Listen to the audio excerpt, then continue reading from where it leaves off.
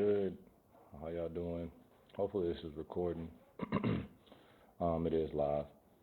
Um, it's Juneteenth here, and I just wanted to make a video because number one, I can't go live on my Instagram until I get 1,000 followers, and one of the things about me is I like to have things organically grow, whether it's my brand or whatever, friendships organically grow.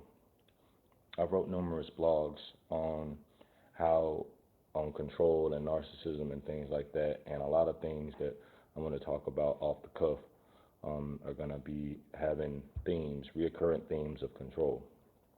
But control is an illusion. If people decide they just want to do what they want to do, they're going to do that. I can't control you. You can't control me. You can use fear, anger, all those other things, but if at the end of the day I just be like, nah, then nothing happens. It doesn't work. The strings get cut, and that's how, because my ancestors have done that, I'm able to be a meteorologist today, brand owner, and my godfather, I believe, was in the Black Panthers, and I come from a family full of fighters. I started off in the projects in Durham, North Carolina. Shout out to the Bull City. Shout out to the Stanley Cup champion, Carolina Hurricanes, which the Hurricanes are my favorite phenomenon, whether you talk about Coriolis or the thermocline or, whatever else dealing with hurricanes, wind shear, the process off the west coast of Africa being tropical wave into a tropical depression, blah, blah, blah, blah. Just a little subtle flex of my meteorological background. I forgot where I was going with that. I kind of jump around. Y'all know me by now. I got this hat in Miami, black-owned business out there in Liberty City. Shout out to them. I love supporting black businesses. And one of the reasons why I jumped on here as well is because I have all different kinds of roots. This is where I love Dr. Umar, but this is where I will challenge Dr. Umar any day. We all come from Africa. If you are a American born in America, you technically are African American. That's the ironic pretzel, if you will, because the first body was found in Africa. That shows you the lack of education in America. The rest of the world seems to understand these kinds of concepts, but America's behind. Why? Because of what? Control. Now, we lock up 25% of the world's prisoners in America. You can Google the documentary 13th. I think it's on Netflix still, or you can Google it. 13th Amendment. Okay. You can Google what it says, but for the lack of a better phrase, it says you can't enslave anybody except for prison sentences. And who do you think they want in prison? People like me, strong black men who know where they're going, Muhammad Ali personality, genius. They want us bad, okay? And I've got plenty of receipts to prove it. I don't look like what I go through. By the way, I'm wearing these because these are the only prescription glasses I have. I lost the other ones in Miami, so I got to work on getting some other ones. But I'm gonna work with what God got me right now. So I call myself Muhammad Ali 2.0 because I have been given the Muhammad Ali treatment multiple times. Since fourth grade, I was in academically gifted class, the only black kid in there. And in fourth grade, for missing one homework assignment, the teacher threatened to kick me out of class. That's just one instance. When I was in college, I went to an introductory meteorology class, which is funny because I'm a meteorologist, and it was a 3-part class. And it's funny now, but at the time it was crazy. First part of the three teachers, right? First one, I didn't go to class and still made A's, so that teacher didn't care. Second part of the class, didn't go to class, made A's. They didn't care. Third part of the class, the guy just seemed to want to make an example out of me, recurring theme, and it was a 2-part homework assignment that was for the whole class. I aced the first one, brought the second one, wasn't as confident, got to the desk, didn't turn it in, and he took the 0 and failed me for the entire class, dropped me from like a 2.7 to a 1.9, put me on academic probation. These things are reoccurring themes on black genius, especially black male genius, because during slavery, they went after the African American males first, burned us, named us all sorts of stuff. And I'm not saying black women didn't have their stuff. They did stuff in the uterus and all sorts of stuff, crazy things. You can Google yourself. But nonetheless, we are not going to act like this stuff didn't happen. Now, I'm not out here blaming you. You didn't do it. But the systems put in place do benefit you if you're white American. And a lot of white America doesn't want to celebrate or look at Juneteenth because it takes away some of their privilege. Now, I do have numerous people that I've been educating around the world, including in America, who are very empathetic to it, and I appreciate it. But silence ain't enough. I mean, there are plenty of white people in the States who helped us be free. Otherwise, it would be hard for us to be free today. So I want to commend y'all as well because, you know, as you travel the world, I've been in 26 countries now. As you travel the world, you start to realize how dumb skin color is. Now, we purposely call us black, right? We made it a culture, but it was nothingness, right? We just made it a culture. So, for example, we were called, let's just say it, nigger, right? We were called that, right? But we turned it into nigga, right? The less form, right? So we can have our word and say, we're going to throw it back at you, and we're still going to be great, and we're still going to survive. That's why it's our word, right? So that's my understanding of it as a black person. I have Puerto Rican roots, and you know, I'm part Taino. Just found that out a few years ago. The Taino were the indigenous people in Hispaniola and in the Caribbean before Christopher Columbus came. Okay, so that's my Puerto Rican side. I'm learning about my grandfather who was Italian, well, half Italian, half Puerto Rican. So found out that his last name is Braschi, and Braschi is a northern Italy word. So I found that out being in Italy. Okay, so I had to go learn this. I wouldn't have learned that in America because they don't want to teach it in schools. That should tell you something. So just think about this: if you're a person not of color, or even if you are, how would your life change if they didn't teach your history in schools? Just think about that. You wouldn't have access to your food, your cultures, your name, whatever, right? That's why I believe my dad named me Hashim, because it's going back to roots of the Middle East and Africa, right? So that's a very powerful name, but in the States, we're going to take your resume and just throw it to the side. Still in 2026, until they find out, oh man, this dude is making a little bit of headways, and well, maybe we can maybe we can hire him, but you know, let's keep him under our control. No, I have autonomy. I will do my job, but I have autonomy. So my ancestors did not work this hard just to go back to the plantation. And I'm going to address something else, but I'm going to call it as all skin folk and kinfolk, because when it's called Willie Lynch syndrome. Willie Lynch syndrome is basically when one of the slaves would try to get free. If they got free, the other slaves would get punished. That still exists today. So, for example, for me, I've been in 26 countries. You're going to have some niggas like, oh, he think he better than everybody, or, you know, something like that. Well, that's crab in the bucket syndrome. It's nothing personal. It's just been passed down. Look at the Willie Lynch letter, okay? Look at the Willie Lynch letter. I'll probably post it on this video, and I'll post my 2022 Juneteenth video. I'm educating you, okay? Right here. You know who that is?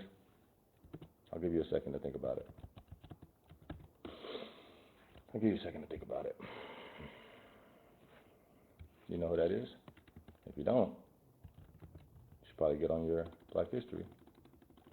Frederick Douglass. Okay? One of my favorite people is W.B. Du Bois. He said, in one of my favorite quotes, "A system cannot fail those it was not meant to protect." The American system was not created to protect black people. You can look at the history of the police. You can look at a bunch of stuff. And you have a supercomputer that you're looking at me on right now. So remember, I don't have no notes over here. This is stuff that I've studied. And if I'm incorrect, tell me something in the comments and educate me. Because as a scientist, I want to be correct. This ain't about being, right? It's about being correct. And one of my professors actually got a book on black oppression because he honestly didn't know. And the fact that he got a book on black oppression was really, really cool. So shout out to him. I thought that was incredible. And more white people in America need to really brush themselves up on Juneteenth and stuff like that, because whether you like it or not, you are from Africa. You are African American. And that's one of the reasons why it's so weird to me, and it's actually comical to me, that when you still bubble in black on the application in 2026, really everybody should be bubbling in African American. But, that is, hey, that's wild. Like, it's amazing what research will teach you. So, I mean, it's just one of those things that I've learned so much just by traveling the world. And if I had not been traveling the world since 2013, I would be so far behind. I wouldn't be closer to finding my ancestry. And a lot of black people are starting to move away from America for the same reasons that are still, a lot of them still going on. Police, I'm going to call them pigs for the sake of this, because there's good police. I met a lot of cool-ass police in my life. And let's be honest, some of them have let me slide, but some of them tried to make an example out of me. So I had to do something about it. Had to get good lawyers. I wish I didn't, but I had to get good lawyers, until people leave you alone. When you got to fight back. People leave you alone. If you don't fight back, then they're going to keep doing it. That's just what happens, whether you're in the hood or whatever. And that's just, unfortunately, what you got to do. You can't just ignore it. That's not a privilege that a lot of black people have. It continues. Okay? So, I want y'all to really, really understand that. I love everybody. I call myself Muhammad Ali 2.0. I'm pro-black, not anti-white, because I am Italian, and I think my roots are from Gabon. I met a guy in Prague who I'm in contact with. He's told me I might be from Ghana. I was like, oh, I thought Ghana people were kind of small. He was like, nah. He stood up. He was taller than me. I was like, huh.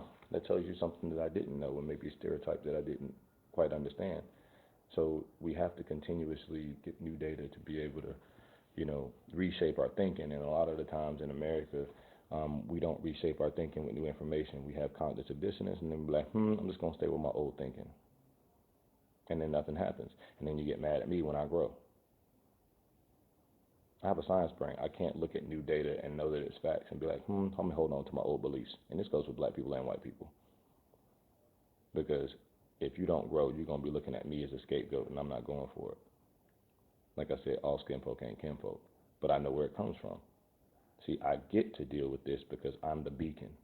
I'm the first African-American male from the projects that's been to 26 countries now in world history. Okay, and I'm on the road to being commemorated for that. Because if America really wanted to give me my stripes, if you will, they would have done it already. But I know all about invalidation, denial, all this. Oh, you won't look like a meteorologist. Well, that's the fucking point. Collision coalescence, potential vorticity, quasi-geostrophic theory. Okay? So that's why I made the Black Male Geniuses podcast. That's why I call myself a genius. That's why I put a brain on my shirt. And people are slowly starting to understand how serious I am about this. I have a right to defend myself. Period. That's my Malcolm X in me. Don't start none, won't be none. This ain't about being hard. This is about making sure that we understand we don't get in the way of progress for ourselves as black people, that we get our passport and start learning, because insanity means doing the same things and expecting different results. They're not going to teach black history in schools. They haven't done it in 2026. When are you going to get your passport, and when are you going to go someplace else and get your ancestry test, or to take the economic power away from the U.S. system by leaving, or by at least going and then, going and getting the information and coming back, right? Okay? So, I'm not going to go as far as renouncing my U.S. citizenship. I think that would be not very smart, right? That'd be extreme. But at the same time, I do have a piece of me that's like, you know what? Maybe I can make it a little better, and I have. And people and professors and people always come up to me and be like, you know what? I appreciate what you do. I'm proud of you. But and I appreciate that too. But it's like, people got to make their own choices, and but at the same time, so many people have sacrificed so much more than I ever will to get me to this point, and I'll never forget that. And I battle my demons because of it, or just because of stuff that happened to me, and I ain't even do nothing to nobody, but just try to be great. And being a black male genius is offensive as fuck to the American system, and it has been. Now, I'm gonna tell you straight up, I have been recruited by some high-end agencies, and that has been extremely validating. and I appreciate that, and they were very cool. But considering what has been done to my people, now, if we have a conversation and we, talk a little bit more, then, maybe in the future, I don't know. I don't know what the future holds, but I'm just saying at the time it was just bad timing because, that again, I was going through something else with the system. And when I went through both things with the system, not going to be specific, I'm just going to say, you got your own people looking at you like you ain't never did nothing, but yet we glorify people that been to jail and all that stuff over people who have never been to jail. That's the dysfunction. And I'm not shaming people who've been to jail. I got cousins and family who've been to jail, felons, just like you. But they turned it around and tried to make a change. And they look to me, whether they tell me or not, they look to me as motivation. They hit me up probably like, man, dang, like I should be traveling with you. You can. You just gotta break some habits and get your record expunged. See, somebody like me, like that actually try to, play every sport or whatever and try to stay out of problems. System still came for me, but guess what? I'm still here. And they respect me more now. Now, this ain't all about me. I'm just telling you a little bit of my story without being specific. But I'm just saying, like, all this stuff matters. It matters to appreciating black culture.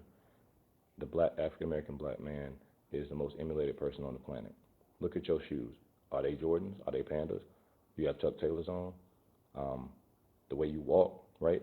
See, the reason why black men walk like this is because of the ball and chain that was on our legs. They used to tear the bone apart. Google it. Ball and chain. That's why we walk like this. Why do you think we wear chains? Because we had chains around our neck. Pay attention. But we just turned them into something that's nice. But African kings and stuff always wore jewelry. Puerto Ricans always wear jewelry. Italians always wear jewelry, especially gold. And I'm part Puerto Rican. So that's one of the reasons I wear these and jewelry. Okay? We always had style. This is my Italian and black side. Okay? So this is a good education for you to really be thinking about. And if you're a white person that feels offended or whatever like that, that's the fear that you've been taught. Because in world history, way more white people have killed black people than African Americans have killed other people. That is a fact. You can't even compare body counts. And if you're a white person listening to this, I'm not saying you did it, but I'm just saying you have to look at the history. I am a part of, I'm trying to help with black on black crime by educating on Willie Lynch syndrome, by going back to the hood and trying to give back and doing these different things. But I let people know, hey, I can't do it by myself. When are you going to go and do something about it? When are you going to go to work and do something about it and not just go home and scroll your phone? When are you going to go to the gym? When are you going to get your passport like I've been saying for 11 years? You know what I'm saying? Like, that's the reality of this situation. So it's really special to, just imagine if I had been in jail once. Just one time. They were like, they want to be in jail bad. Because I ain't never been. And I ain't going. So, 1 in 4 black men will be in the prison system in their lifetime. 1 in 4. So that means if I'm not, 2 of the next 3 African American men will be in prison. Why? Prison industrial complex. Google it. That's some homework for you. Google it. So I encourage you today, even if you're not black, to really just sit back and think about, do I have the right to invalidate the black experience because I'm white? You don't, because it ain't your experience. And if I go to another country, I can't act like I know more about the other country than I do, than they do.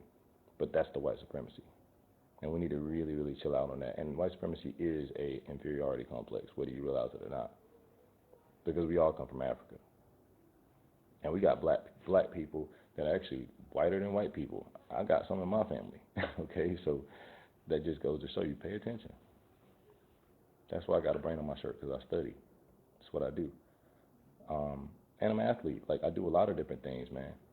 And so, a lot of those reasons is because I come from the hood and the projects, and one of those things had to make it. My parents put me in every single sport that they could. That way I could, just try to stay out of trouble. And guess what? That still can't stop everything. And on top of that, people want you great, but not better than them. So you got to fight your own people sometimes. But again, that's Willie Lynch syndrome. See, I get to deal with that. I don't have to deal with it. I get to deal with it. Why? That's how I know I'm great. Nobody hates on nothingness. Nobody does control tactic on somebody that's nothingness. That's why I call myself Muhammad Ali 2.0. If we were somebody that weren't really great, they wouldn't be trying attention-seeking behavior or to try to distract me or to do different things. It's just that simple. I know this already. So if you've ever supported me, I appreciate it. If you feel some type of way about me, that's between you and God. I got something I'm trying to do. I don't have time to battle with you. But I hope you get the information. And I hope you understand that it's bigger than you and I. And I hope that you really stay human, because if too many people say I don't care when it comes to human rights, this world will be a bad place, man. I'll tell you right now. And by the way, I did call this economic depression COVID 2.0. I called it. You can't have a boxing match with COVID in 2020 and expect there not to be consequences and a correction period. I called it. I called it on LinkedIn. I called it on multiple places. But, you know, when you're a genius, you're 5 or 7. When I say something now, 5 or 7 years later, you're going to understand it. I'm ahead of my time. More and more people tell me I'm ahead of my time. Why? Because I study the grades. Pay attention. I do this all the time. So I hope you pay attention, and I hope that you learn something today. And if you want to drop something in the comments, you got a question, shoot me a DM or whatever. If you want to teach me something, I'm down for it. I don't care what color you are, because somebody affiliated with my brand actually is a white dude. He was a civil rights activist.